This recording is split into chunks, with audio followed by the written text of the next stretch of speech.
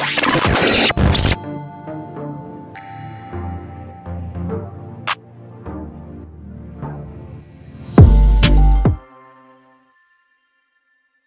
student talk.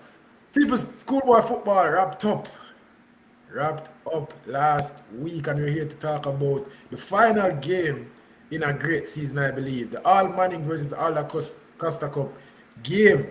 It was an All-Star game, and we saw some All-Star performances, a really entertaining game.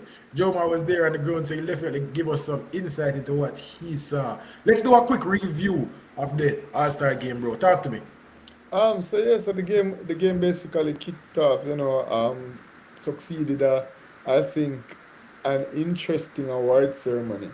And I thought more people would have come out to watch, but unfortunately, this game and the award ceremony did not get as much support as I would have hoped and expected.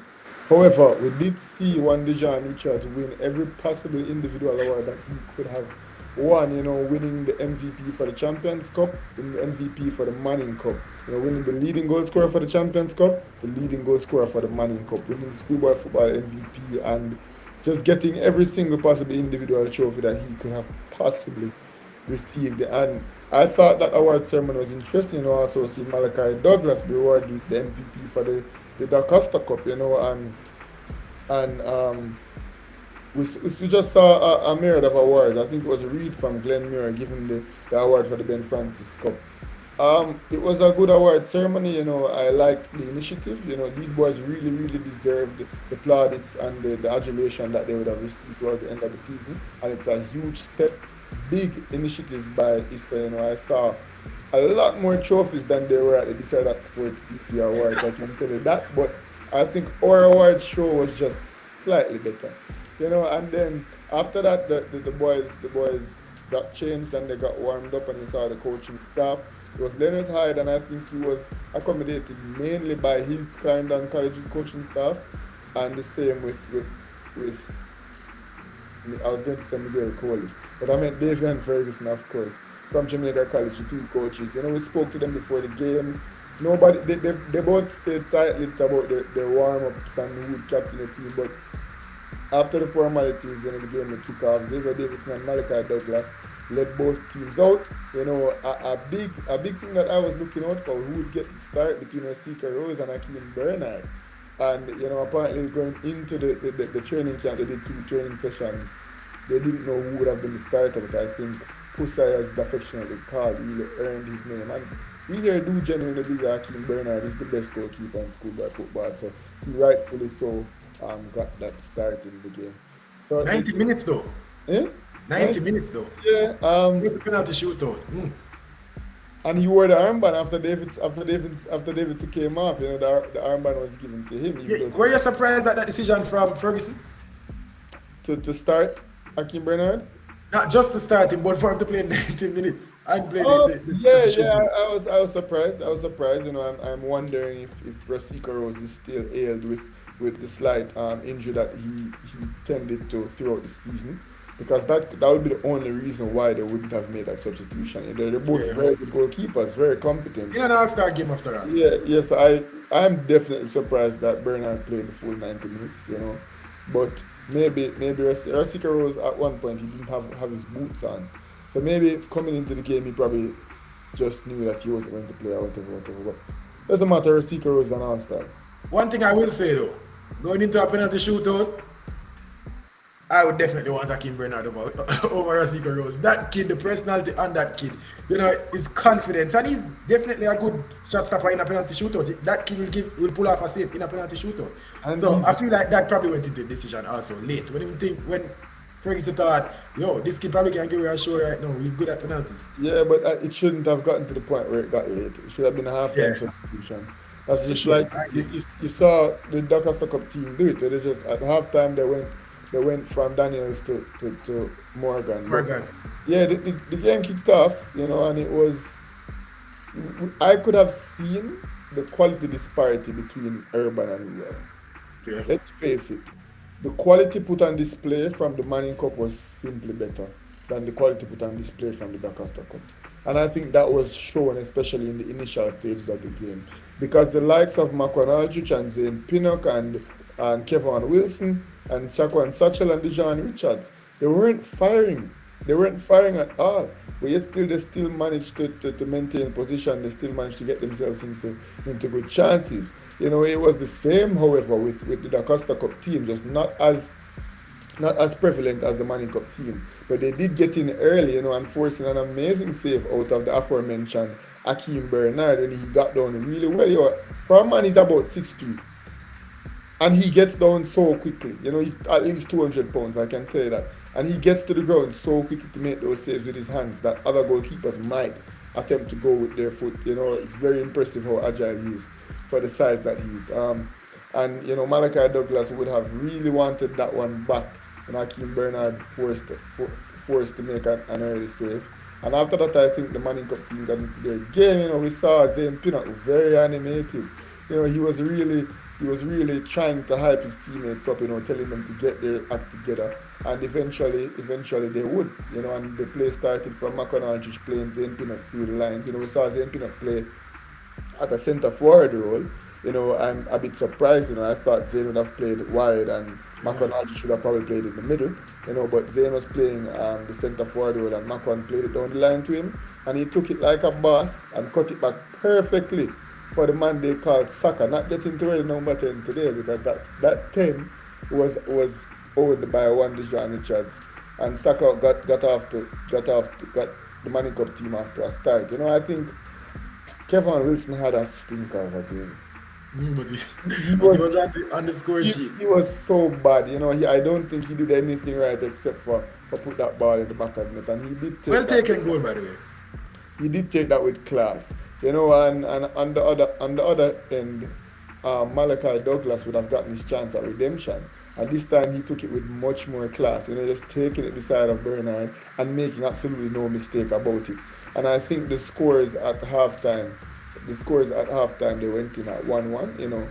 The Manning Cup team, as I said, definitely showed that they have a lot of quality. They definitely showed that they have talent. But somebody who stood out for this Manning Cup team was Nicoy Gale. And a lot of the pundits, on the sports maxes or whatever, they won't give this kid his adulation, and I'm not sure why, because he was remarkable. I think he was the man of the match for the Manning Cup team, and I think he played 90 minutes, missed a penalty, because he did step up and he missed a penalty. Unfortunately, I don't know what's up with these stats people and missing penalties, because stats missed 2 penalties in that penalty shootout, but. Yeah. Nico Agile throughout the game, he was just spectacular, man. He held his position, he was disciplined, he made the right passes, he cut out every single play, and I think he was the standout man for the Manning Cup team. Dejan Richards did not have the best game, but he capitalized on a mistake against Clarendon College defenders, as he already did like a few times before, and I think the likes of Hodges. It was deja vu. That goal was deja vu. It was similar to the one that was in the Champions League. It was very similar, and he locked onto it. Dejan Richards is so fast, Rush. Oh my goodness, he's so speedy. He was accelerating at levels only expected by a track star, and he got the ball. It's so weird. Hold on, never stop, never cut it, because I was watching the game and I was saying to someone, this kid could be an athlete, like a track athlete, because I've seen him run, and a lot of people are fast, but he's not just fast, he's powerful. Those people that run by you and you feel breeze. He's one of those players. He's one of those people that I honestly believe Dejan Richards could be a 4 bills, star. And he runs straight up, good posture, and he extends his long legs, and he really gets going really, really quickly. And I think that's exactly what I saw when I was watching him lock onto that loose ball, and he took it in between the 2 defenders and finished it with class. And nobody expected anything different, and it was like, of course Dejan Richards got his name on the score sheet. Just count it, man. Just count it. Not his best performance, but he definitely did manage to come up with something out of the game. The tempo of the game started to die down after this, because it's an Allstar game after all, and we saw where the substitutions started to rein in. And I think the Manning Cup brought in substitutions, and it definitely dropped the tempo of the game, and I think Lenny Hyde was more hesitant to make his substitutions, because I think the Dacosta Cup team wanted to win. So I don't think Lenny Hyde made all of his substitutions. I do think that there were some people still on the bench. The only person who didn't play for the Manning Cup team was Rosika Rose. He was the only person who didn't play for the Manning Cup team, but the Dacosta Cup team did have a couple of people that didn't play. I wonder, didn't they play everybody? The Dacosta Cup team? Yeah. No, because at the end of the game we saw Nixon was still on the field, we saw Douglas was still on the field, and I think yes, I think that there was I think the Dacosta Cup team didn't play everybody.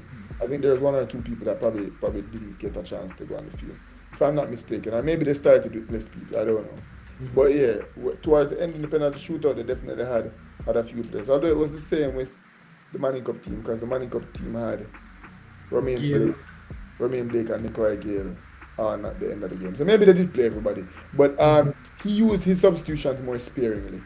Let's just say the Jamaica, the Manning Cup players, they played more minutes than the Costa Cup players. And I feel like the Dacosta Cup team came into this game with a chip on their shoulders. You know, it's always said that the best talent is in the Manning Cup and the Manning Cup is better than the Dacosta Cup and blah blah blah. So I feel like these players actually came. You could tell that they wanted to win this game a little bit more than the Manning Cup players. Yeah, they definitely wanted to win it more than the Manning Cup players.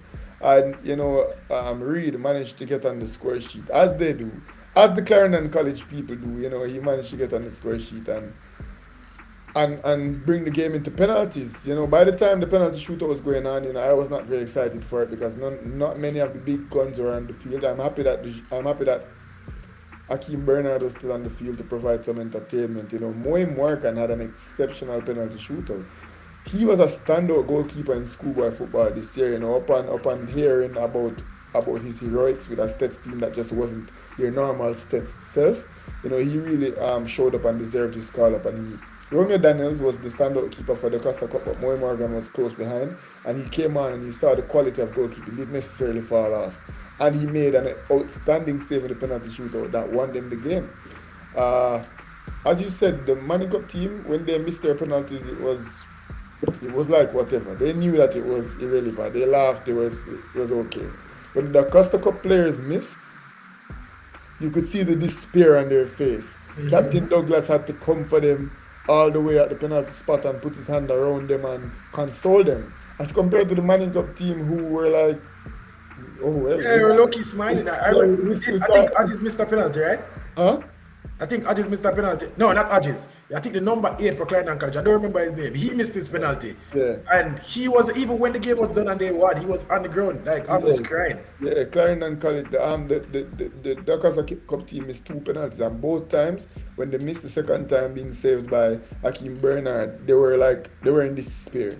They were really sad as compared to when Nikolai Gale missed his penalty. He was like, whatever, and he just ran back and they were sitting and nobody really cared about the Manning Cup. At the end of the day, this is an All-Star game. They weren't devastated by any means. What were your thoughts on the performance? Any surprises? No, not really. The game just didn't. The game overall, it was entertaining. Don't get me wrong. It was a good game to watch. In the second half, yes, it fell off. The game just didn't live up, I believe, to all that it was made up to be. I expected a better performance from both teams. The entertainment factor was great. I expected a bit more showmanship from players like Makwanajij or Dujan Richards. I expected a bit more of an all-star game from them. But overall, I enjoyed the performance. Who stood out to me in the second half, man? Damoy Whitfield playing at left back. Oh my God. For Damoy Whitfield is outstanding. Man, that's a footballer, dude. Damoy Whitfield was so good at left back. He's a natural left back. And Damoy Whitfield is a left back. He's so good. As far as He's so good. he's a left back. He was so good. I spoke to him after the game, and I'm like, bro, what an outstanding performance at left back. You were the best left back on the field, and it wasn't even, you were the best wing back on the field. It wasn't even close, and he was like, he was disappointed that he didn't get to play in the central position. I can tell you that. When he hit him after the game, he was like, he genuinely believed that he probably should have been the one in his pet CDM role that was occupied for the full 90 minutes by Nikolai Gale. So he was disappointed that he wasn't introduced in that role. But I was saying to him, bro, you were outstanding at left back. You look like you belong. That is your position. I think you were made to be a left-sided defender, and he was like, we can play everywhere. And keep in mind, this kid is normally very well spoken. He's very well spoken, but you caught him, not off camera, off the record or whatever. And he was like, we can play anyway. Put me in the goal. So good. And that's So that's his, good. that's his exact words. And I can see him being a left-sided centre back and still standing out so well because of how good he looks at central defensive midfield. This guy, Damoy Whitfield, is criminally underrated. He is not only extremely versatile, but his versatility. You know the saying, master of all trades, or jack of all trades, He's master of. master of none. Yeah. He's a jack of all trades and a master of all trades. Yeah, That's how he's we feel. He's that good in every single position that he plays. That yeah. more should be in this camp that was recently called up. I He's can tell not you, he's good. He's good. He's a very good player. ridiculously good. One of the best players in the whole entire Manning Cup this season. Criminally underrated because of the system that he suffered, in my opinion, playing in that system that Craig Butler insists on having his boys play. I think having Damoy with field play, the one central role, and having two players playing in front of him, and just allowing Damoy with field to just completely run that central role would have done way better for him. Better yet, you had a deficit for wing backs this season. Play Damoy with field at left back, and he would have been the best left back in the whole entire Manning Cup. You know, they started at left back with Blaine Byam, very good centre back this season, one of the standout players, Kingston College's captain. So. No comparison. Between him and Damoy Field, it was not even close. How good of a player. I'm glad they mentioned that. And I don't did we speak about Damoy Field any at all of that? We didn't speak about it, but it's so shocking. I was speaking to my father about it, about how underrated it is. It's so shocking that No we man, have this. bro. I was afraid. I made it a my point. I made a point of duty that when I came on the show, I was talking about Allman. I would mention him because it went under the radar. The people commenting on the game didn't mention it at all. They didn't talk about him after the game. No one gave him any plaudits. But I was just watching the game and he didn't lose the ball one time. His passes were always on target. No one beat him for pace, even though he's a central midfielder. He was never out of position, even though they weren't getting forward much. He was just never out of position. Blaine Byam looked like a centre back trying to play left back. Just look like a left-footed centre back. Yeah, Damoy Whitfield looked like a left back. In fact, Damoy Whitfield is a left back, and he was disappointed that he didn't get to play central defense midfield after the game. I was speaking to him and I was like, "Brethren, outstanding performance." And I spoke to him after the game, and he was like, "You know, I should have played on the CD." I said, even though Nicola Cale was absolutely outstanding as well in the central defensive midfield, but Damoy Whitfield, that kid is a baller and he's very intelligent. He has a bright future.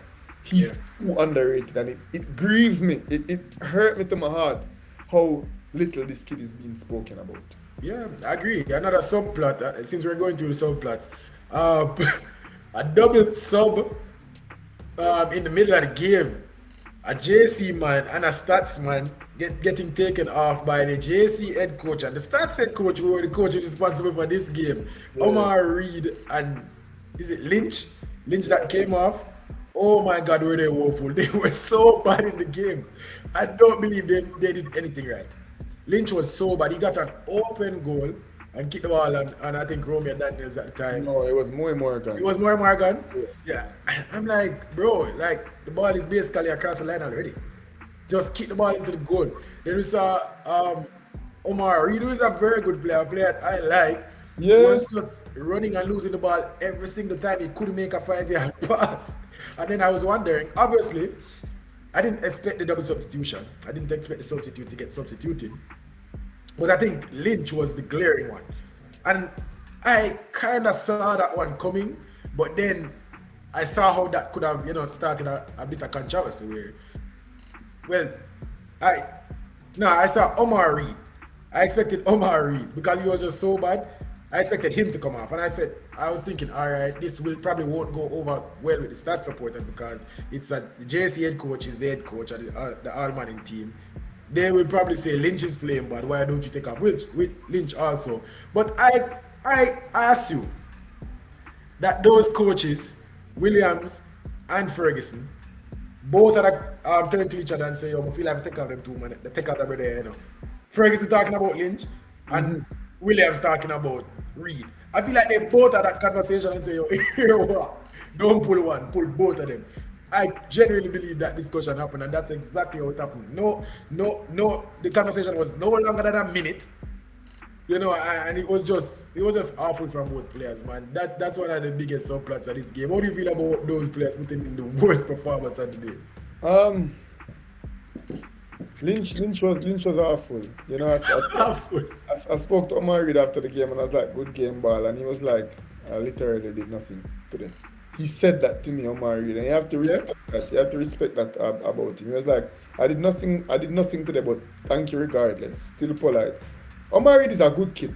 Not only is he a very good footballer who I think has a big future, Omar Reed is a good kid. You know, and I spoke to him today and I was like, I spoke to him after the game. I was like, good game. And he was like, I did nothing today. And he wasn't wrong.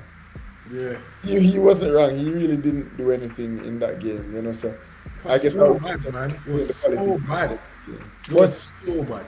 as I said, what am I doing? As I said, it's whatever. You know, at the end of the day, it's an Yeah, Arsenal. I think Zayn Pinnock was taking it a bit too seriously.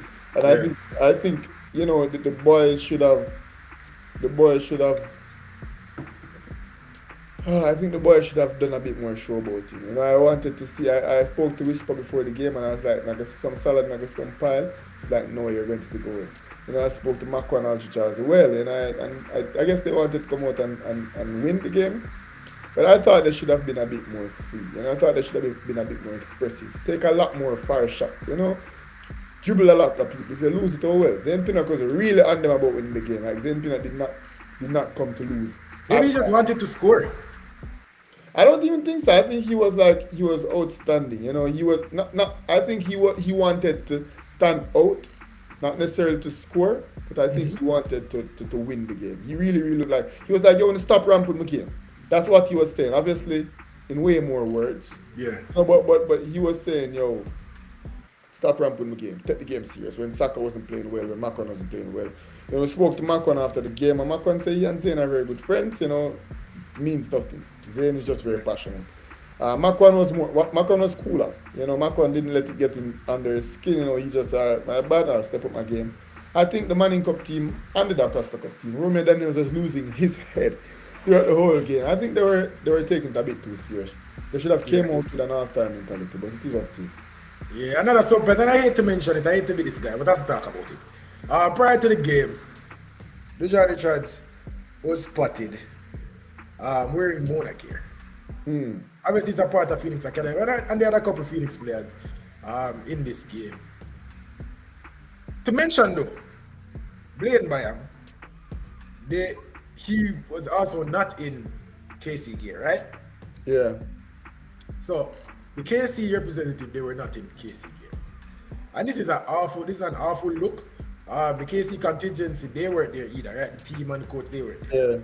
Yeah. Just the two Awful representatives look. All-Star game. Awful look. And it kind of come off as a sore loser type of thing. You know, where I'm sure they were invited as all the teams were, or most of the teams were. I would expect Kingston College to be invited. They didn't turn up. The players that were a part of the game didn't have on their purple and white, as all of the teams did. You know, even the Mona team, they didn't have on their colors traditionally. They But had they they had had on a warm-up suit. They had their Mona warm-up suit, yeah. There we go. So it's a bad look from Kingston College, and also I don't like the look from Whisper wearing Mona gear. I don't care. You're a part of Phoenix, yes, but you are representing Kingston College in this competition, and I feel like that was just an awful look. I don't know who advised that, but definitely didn't love it, and to the point where everyone knew that it was a bad look. He had to change when accepting his award. So Yeah. without even me saying it, The- everyone knew that that was just not the right thing to do. They unveiled the gears a bit earlier than expected to, you know, because he collected his award in his all Manning gear as compared to everyone else who, to be honest, he collected all the Manning Cup awards. If I'm going to be fair, but everybody else, for example, George's got the Fair Play Award, and George's wasn't represented by Brian Burkett or by Reed or by any of their standout players. You know, they had a player that I wasn't even familiar with who was there, and Marcel Gale, that's his name? Yeah. He was there as well in his George's attire. But even so, George's still had people who were dressed in their George's jersey, you know, center contingency. Nobody, there wasn't anybody from KC to receive the awards. You know, when KC got the award for the best attacking team, No, I think that award was collected by Dijon Richards. No, that I think that award was it not collected by Donovan Jermaine or did he Oh yeah, present it? yeah, yeah, yeah, yeah. It was collected by somebody in management. Yeah. Yeah, I'm saying, awful look, man, I'm and saying, why wouldn't that be collected by their captain who was there? He was there, but Casey didn't send a contingency, did they? I don't like the look. I don't like the look, and this is your chance also to represent the school that you've been working so hard for. You know, you you're a part of this team. You know, obviously your team is not here, but you played in this competition. You were the best player for a really good school and a school that you know prides themselves on their colors and their tradition and their sporting heritage. You know, you wear your purple and white. Yeah, that's just what you do to collect this award, and I didn't like the look. I didn't like the look. I don't know how it came over to other people, but I personally didn't like it. Yeah, and I'm not expecting that from Kingston College. You know, I would expect Kingston College to have a contingency out there for at least one person or two-person there to go forth and collect their awards. You know, maybe they weren't expecting to get an award, so that's why I didn't send a contingency. But I mean, Dujan Richards and Blaine Byam both were all-star selections. They both were all-manning players. And we saw Shakon Satchel, we saw we saw Malachi Douglas, we saw Zane Pinnock, you know, we saw Omar Reed, we saw all of them come into the national stadium with their respective school jerseys on, and before kickoff, they would have changed into their all-manning or their all-star jerseys. Just like in the NBA, you would see All-Star Saturday night where they're doing their three-point competition, so on and so forth. They're going to do that in team gear. And then on the Sunday, for the game, they'll come out in their All-Star gear. And I think that's what ISA intended for it to look like. Brilliant idea just came to me. Hold Maybe on. it's just brilliant to me, but I'm going to say it right now. What if ISA and all of the sponsors introduce that on the All Star game? You know, some challenges, some crossbar challenges, some skills challenges, Yeah. some skill face off and some things like that. That would be really cool, bro. That's definitely something that they can do before the game. It can be done on the same day, like right Same day, after the award same day. ceremony. Um, we have to show more support for schoolboy footballers. Though. A game like this and this magnitude, everybody from the Dacosta Cup and everybody from Manning Cup, like, Clarendon College traveled better than the All-Star team. Because at the end of the day, they're only Clarendon College. They're not for Jamaican football. And I think we should have done a better job. I think a game like this, we should have the full KC contingent to support Byam and Richards. The full stats contingent, because best believe in the Manning Cup stats traveled really well. The full Clarendon contingent who outpopulated Mona High School at Sabina Park when they played in the Champions Cup, if you remember. Clarendon Yep. College had more supporters than Mona did. And it would have been nice if everybody who supported their respective teams would have come out and support their players in their award ceremony and in the game. I think that could have been a great atmosphere, and I think the game would have been better for it. Until we, as the patrons, start supporting schoolboy football and Jamaican football more, the brilliant ideas that you just proposed probably will not be implemented. Yeah, and it's so bad, and I try to think about solutions sometimes. I'm wondering if they should just make these games free or give away so many complimentary tickets just to get an atmosphere there, and then next year think about money making. I don't know, but this is just awful to see the best talent. And when we make a video about, I mean, we being journalists and people on YouTube, YouTubers, whatever. When we make a video on Romain Blake or Dijon Richards or Kingston College or Jamaica College or Clarendon College, we get thousands of views. That means that people are interested in watching these things. These people are interested in these topics and these players. We need to do better. I can't even say the sponsors should do better in marketing it because they did an excellent job this year. But the people are just, I don't know if they're just not willing to pay the money or I don't know. They can't be bothered, but we definitely need to show some support. This is our review on the All Manning versus All Acosta Cup match, though, people. We're still here. It's Studio Talk. Good Yeah. show so far. We're here. We're going to talk about the Premier League in the next segment. A big weekend. We saw some derbies. I'd say we saw an upset. We saw some good things. We You saw know, the best team in world football. and a lie. But we're going to talk about it. We're going to talk about it soon. People, stay tuned to Studio Talk. We'll be right back.